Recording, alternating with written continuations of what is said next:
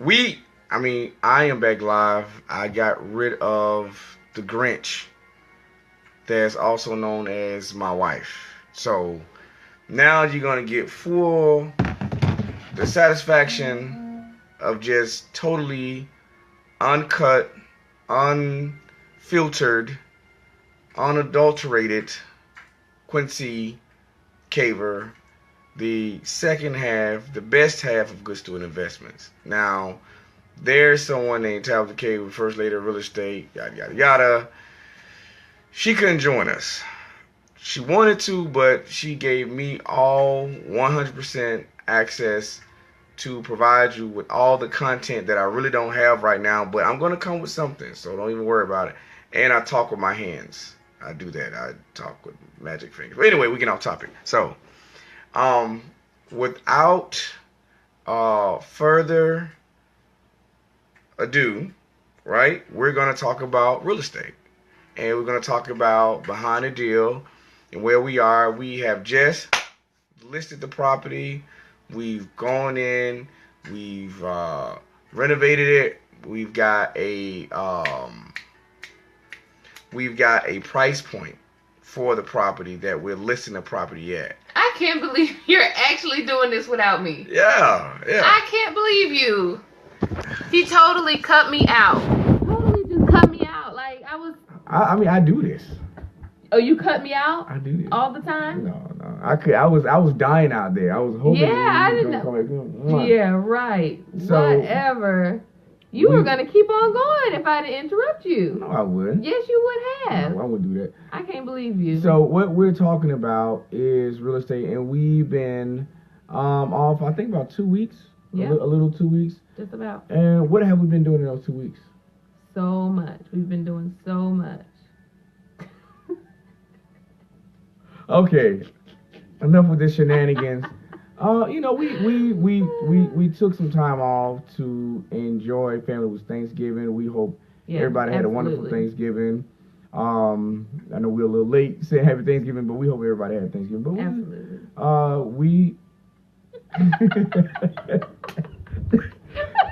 Oh my goodness. And I was dealing with a cold. I told my wife I wanted if y'all saw my post like a week ago, it was horrible. It was so horrible. I truly had 4 kids in the house that week, taking care of him. We got 3. Yeah, you were the fourth one. Okay, then. You were the fourth one, so, acting like you were about to I was pass saying out, that off a cold. I have on my cat. You said old man cat sweater. So I need a cat. I have on my next level versus ordinary sweater. Right. Jeremy Anderson, shout out. All right. Thank you so much. But other than just enjoying family, absolutely, and taking some time, because when you're going through a flip, that it takes a great deal of time, money, mindset, energy, and this was our first one, right? First flip. This is our first flip. So me and that we are newbies, and we was taking you on the ride with us.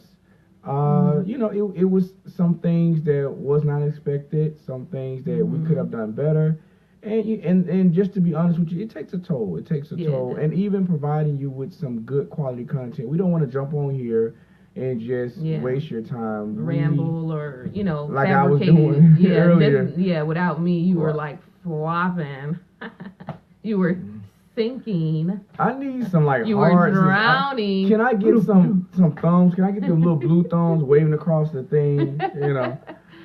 So it takes. I don't want to say it takes a lot, but to provide you with some good, it does, to provide you with some good content that's quality, and to be very grateful of your time, because you can be anywhere else, so you decide to jump on with us 8 p.m. or 8:15ish. Yeah, the time has shifted since the beginning of this, especially since we have 3 girls. So we originally started out with 7, then we moved to 8. But we definitely appreciate you guys very much. And so we missed you guys. We missed coming on, and so we're excited to be back before this, the end of the year. We're excited to finish strong and show you guys the finished product. Like my husband said, the property is listed. So if you guys want information, of course, contact me. Mm-hmm. If you know anyone that's moving here in Atlanta or moving to Atlanta from out of town, it's a beautiful home that we just listed. So we're excited about that. And we're also excited about moving into our next property and our next project. So. Yeah. So we've listed the house. We've done with all our renovations. I learned something. There's a difference between what you think is ready and call showroom ready. And my great, wonderful first lady of real estate, my wife, she listens to me, and even when I'm like, she doesn't fight me, right? I say, listen, we're gonna list this house. I come from, okay, that you're making your stance. Well, yeah, this is how it is. I've been doing the buy and hold rental for the last 5 or 6 years, right? So, to me, ready is when, the walls are straight, got the floors are straight. When I say straight, don't mean showroom ready. If you ever looked at an apartment, you walk through and say, well, we're going to do a little painting here and there. Add some light bulbs. And then you come back in a week when everything's done, it's fine. So, the property wasn't showroom ready. I was being anxious. We passed our timeline to list the property by almost 2.5 weeks. Yes. And I was like, we're going to list this property tomorrow. And tomorrow's like, yes, sir, we're going to list this property. And my wife was like, babe, wait till everything is done. We don't need no more contractors coming in because it's not going to look good if you're selling a house. You're not renting. We're selling, so it's a whole different mindset. Absolutely. So behind the deal is, even though you may be off on your timeline, and you want to make sure everything's completely done, where the floors are sparkling, it's all clean. You gotta worry about nobody else coming in. If it takes another week, you have to wait, because when you're trying to sell a house, you have to think the buyer wants to see it and be wow, and then they won't be wowed if you're still, painting the basement. Yeah. If there's still a screw needs to be put in, they're gonna see that screw. They do. So, when you're looking at turn around and listen to and then if the property may be dirty or whatever, they may want to go down in price, so they may go look at another property that may be clean, sparkling, and showroom ready. Yeah. So that's one thing that I learned. Yeah. And I'm so glad you learned that lesson. The hard way. And she was telling me, she was saying, listen, I don't want to do it. And I'm like, not only am I your husband, I'm also the customer client, and you're going to list this property. I'm going to get somebody. I didn't say that, but I said we're going to list the property. And as a wife of a business partner, she said okay. And then those are some things that I had to kind of learn. But thank you for being patient with me. Absolutely. And with you, when you're doing your flips, make sure it's showroom ready when you're trying to sell your property. Please do. And even when you're buying and you may be seeing a property, and just to piggyback off something that you said, when I was showing some properties this weekend with one of my clients, and we entered into a property, and you can totally tell from the moment that you walked in that it was not ready at all. They still had some work to do. They still had construction pieces around the house, and you can smell the fresh paint, fresh paint, where you almost didn't want to open a door or touch anything. And she said, well, do you think it's a good idea to list a property when it's not finished? And I told her personally no, because that's exactly what the buyer or the buyer's agent may do. They may want to come in. Go ahead and drop it. I'm a real estate agent. I know what buyers want because I am a realtor. I know, and I'm a very good one. But yes, as I was telling her, it will give the option to the buyer or the buyer's agent to come in at lower price points, saying, hey, this, we're ready to put an offer in. We actually love it, but these several things aren't done, so we're going to come in at a lower purchase price and try to offer it. So definitely want to make sure that when you're going to view properties, and if there's any real estate agents or anything like that, investors, make sure it definitely is showroom ready. And I try to advise my clients, including my husband, that when you're going to list a property, you get the most traffic and the most attention the first 2 weeks it hits the market. So you want to make sure that it's showroom ready. Everything is put in its place. If you're getting it staged, get it staged a week prior, a couple days prior, no less than 48 hours or something like that. But you want to make sure that everything is in its place and everything is ready to go. The student has become the teacher. So just to pick up what she said, there's a difference between I think it's ready because I want to list it and hopefully sell it. Right. to showroom ready to ensure that you're going to sell it. You know, it's even great if you still have somebody who want to walk through the property after it's dirty or may have some trash on the floor. Some people are like, you know what, I'm not even going to go in here and look at it. If it smells like paint, me as a buyer, not a renter, I had to change mindset. I'm like, you know, it's not even ready. So let's go to the next property that's going to be ready. And, you know, so there's a lot to go into it. So that's what I learned. The difference between showroom ready and what I think is ready. Yeah, I was gonna say it's a lot of competition. It's a lot of competition, especially in the Atlanta market here. There's a lot of competition for, you know, first-time home buyers, investors, and, you know, just different things like that. So you want to make sure that your property is ready to be listed and, you know, and that it's in great shape. Because like we've been saying, once the buyer comes in, they want to feel like they're at home. That's that feeling that they get. That's what's going to prompt them to put an offer in on it if they feel like it's home. And that's because it's ready, because buyers are paying attention. They pay attention to detail. They may not know, you know, all of the, you know, behind the deal type of things that other people know, other professionals in the real estate industry know, but they do pay attention to detail. They're a lot more smarter. They have the internet at their fingertips. So they're very much savvy when it comes to home buying themselves. So, you know, just want to make sure that when you do list a property, that is definitely showroom ready. Okay, so I kind to also, this is my week in real estate, and just to kind of educate flippers on, and maybe you can help me with this, the difference between as is value and ARV value. ARV stands for after repair value. And the reason I'm bringing this up, because this is the situation that we're in right now, is that the as is value doesn't line up with what we want to put down, and so for our new property, right? Yeah, which we're probably going to start showing probably within the next week or two, as the after repair value. So what is more important? Is the as is value more important as the after repair value? So for me, excuse me. For me, it depends a little bit. It depends just a little bit. But for our particular situation and what we're dealing with now and the property that we're looking at, I would say that the ARV is more important. And what's the ARV to let them? After repair value. After repair value is more important than the as is purchase price of the home. And so this property that we're looking at, it is about 15, or what did you say it was? About how much lower did it get appraised for? It came in at almost $20,000 less than the as is value. What it is we have the initial price that we agreed to pay for. Now after we got the property appraised as is, like nothing touched, how much is it right now for what we was going to pay for it, to what the appraisal came, it was about $20,000 less, which kind of had me worried. And I talked to my wife, and we're looking at, okay, even if we pay what the seller's asking, knowing that we may go in over what the appraisal said, what we want to focus on is the after repair value. Yeah, absolutely. I think that's more important. Yeah.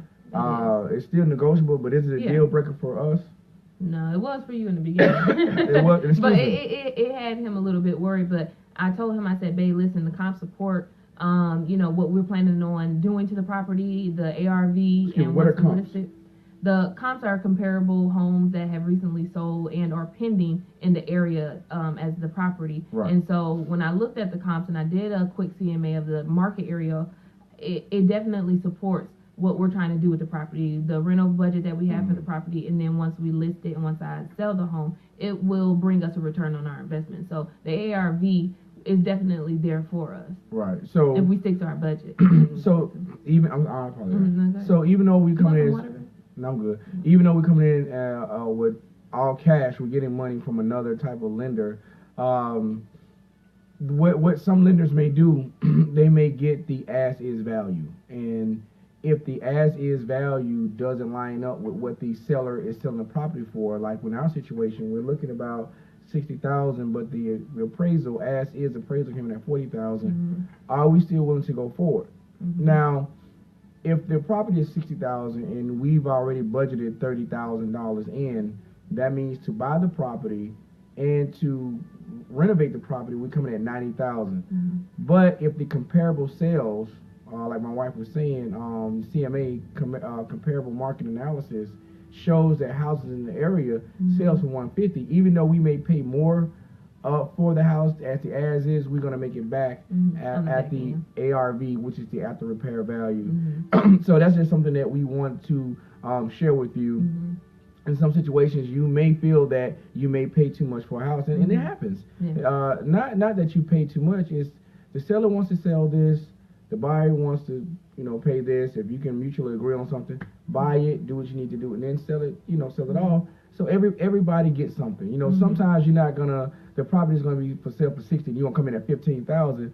That's not gonna work because we end up beating.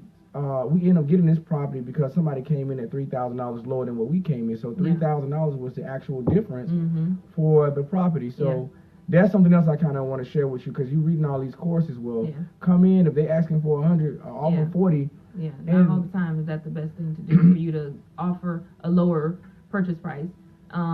Because again, the market is very competitive. And so if you go in and they're going to probably laugh at your offer and say, okay, well, we know that we definitely can get this. And so they will wait. They will wait you out. Right. Which is not very long. No, it's not.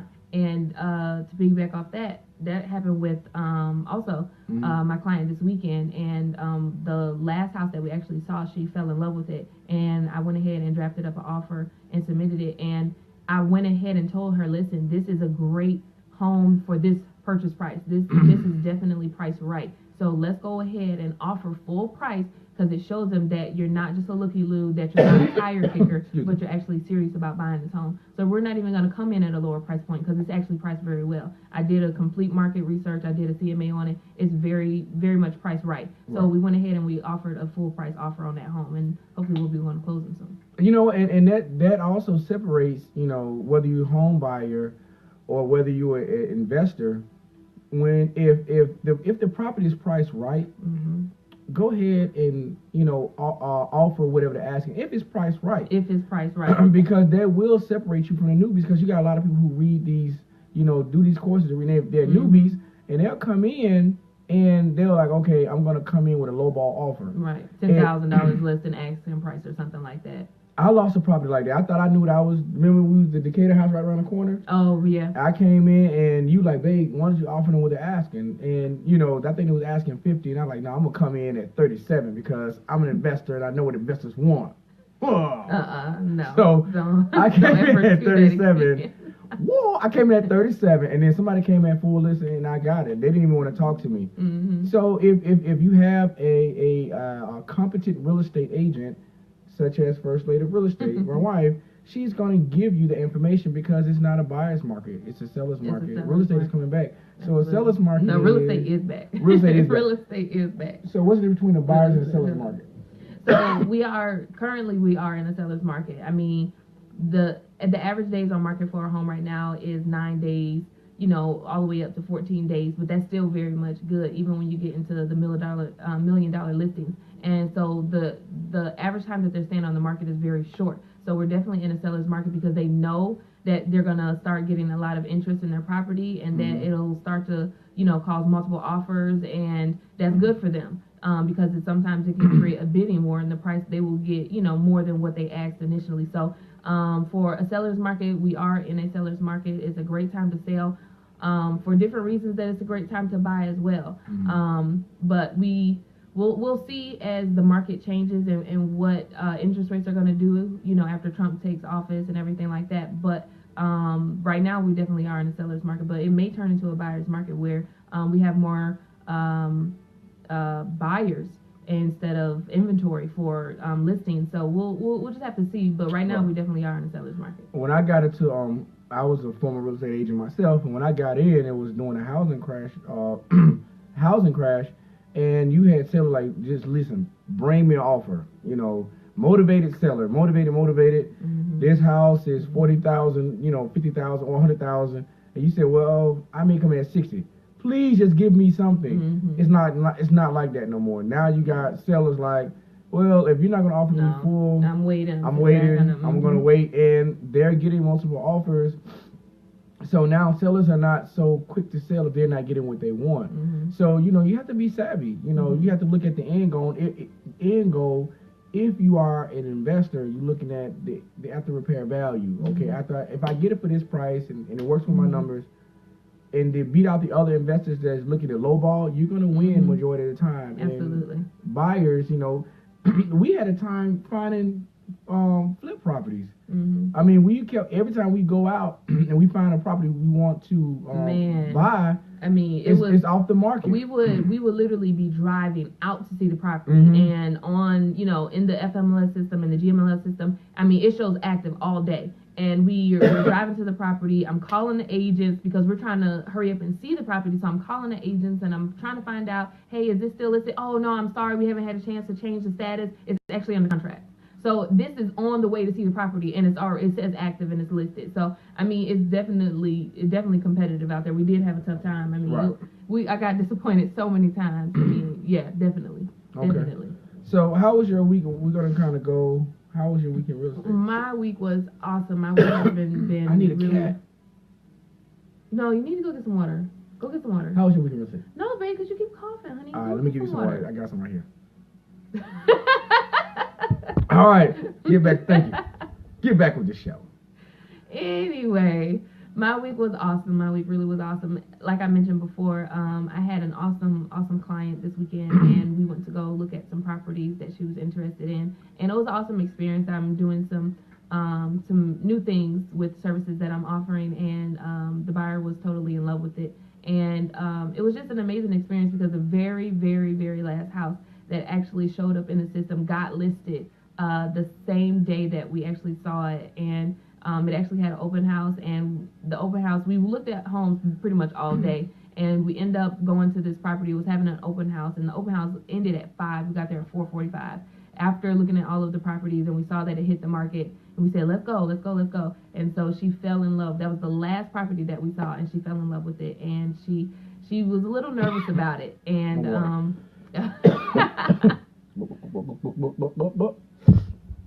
that literally is not how it sounds when you drink water.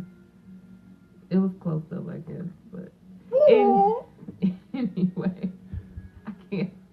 Anyway, so she fell in love with it. She was a little nervous about it, and she said, I asked her, I want my clients to feel as comfortable as possible. And I asked her, I said, well, what is it? Talk to me. What do you feel nervous about? She said, it's really just the commitment. I feel like I'm getting married. And I told her, I said, don't look at it like that. It's not you getting married yet. You're just getting engaged. We're just putting in an offer. There are certain things like the due diligence period where it's your get out of jail free card, basically. But, so I tried to explain some different things to her and really make her feel comfortable. And she said, well, let me sleep on it. And I said, okay, because I don't like to push. But I said, it's not going to stay on the market long. I mean, this is a beautiful, beautiful home. I saw the house. Way below her budget. I mean, more than $50,000 below her budget, okay? And so literally like 10 minutes after I left her, she calls me on my phone. She says, you know what, I want to put in an offer. I said, great, I'll put in an offer tonight. So, I mean, that's just, I just love things like that. So that was definitely the cherry on top for my week, my week in real estate. But it's been awesome. It's been awesome all the way through. Busy, but good. I had a couple of things as far as my week in real estate, but I'm going to keep it really short. I met some awesome people this week. Shout out to my man Cyrus. He's an investor. We're looking at see each other and great connection there. Maybe possible sit down and have a meeting of the minds and see if a partnership is good for us. I don't say yes to everything, but he's an awesome guy, awesome dude, great business mindset, and I love to see guys like that's why I give shout out to him because he wants to do good business. Mm-hmm. You want to make a little money in it, but he's not money driven. Mm-hmm. He has a foundation in Christ, and as well as I, and we're on the same spirit, same energy, same same wave. So shout out to Cyrus, but he brings a whole different investment strategy to the table that I was like, wow, it's really good because I'm always trying to humble myself and learn from other people. Mm-hmm. And I met the very great flipology Raymond Tukes this week. I met him. Great guy, very humble. We talked on the phone. We met in the barbershop, Wow. We met in the barbershop. I said, hey, I know you. Like, hey, I know you. And we got to talking, and Raymond Tukes, Flipology. I look to hopefully get with him this week. We're going to talk. So that was part of my week in real estate. Meeting some awesome guys, some God-fearing men who wants to do good business and wants to do it the right way. Wants to go home and sleep at night knowing that they did a good, honest, fair transaction. Same as I. And then also. My week in real estate is trust your. You like to talk with your hands. My goodness. Trust in your realtor, your real estate agent. My real estate agent this week, I'm not going to name no names. I wanted to list a property. It wasn't showroom ready. And she said, listen, something about 2 weeks and you're going to get a lot of traffic. Make sure it's showroom ready. Do everything, even if you got to wait a couple more days. And I learned that, and to trust your realtor. They're doing it every day. They're boots on ground. They're getting the latest technology, the latest trends. By the time we read this blog or look on Zillow, it's Drake. It's already too late. If you're reading this, it's already too late. So we're gonna come out with another show, but I'm not gonna throw my wife under the bus right now. But it's gonna, we're gonna start another. We're still gonna be doing Behind the Deal. You have another show up your sleeve? Oh, I got a couple of shows up my sleeve. You are so weird tonight. What is going on? It's the medicine kicking in. I gotta drink some water. Hold up. Oh. There you go. But yeah, it's Ask Your Realtor. It's not your real estate agent because my wife's a realtor. So we're gonna come out with Ask Your Realtor.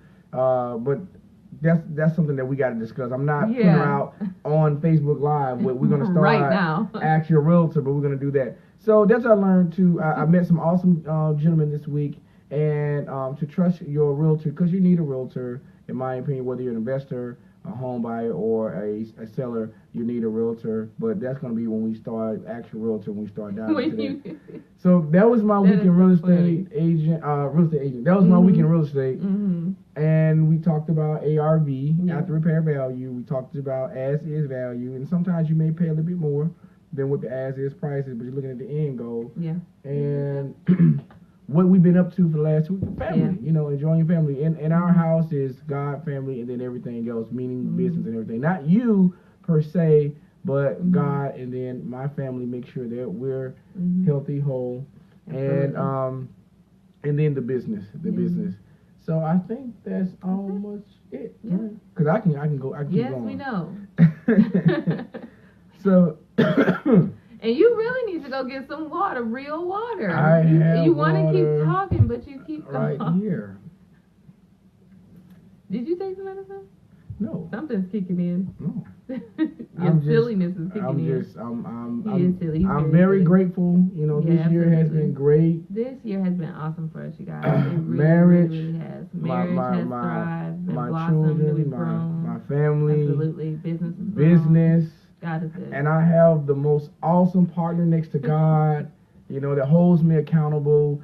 But that's a whole nother segment because we're going to have another. Oh my gosh. It's called Power Couple, after I get the cats. But, Power Couple. So I think we are we a power couple? I believe so. Yeah, I think so. Absolutely. So, that's it. There's something else you want to say? No, that's it. You want to take on a question? You want to take a question on? If you have a question, you have a question? Yeah, I got a question that was emailed to me by the thousands and thousands of emails I get from people every day. Okay. Yeah, I gotta find it. Hold up. Okay. Well, hopefully this won't take long. Yeah, it shouldn't take long at all. But thank you guys so much.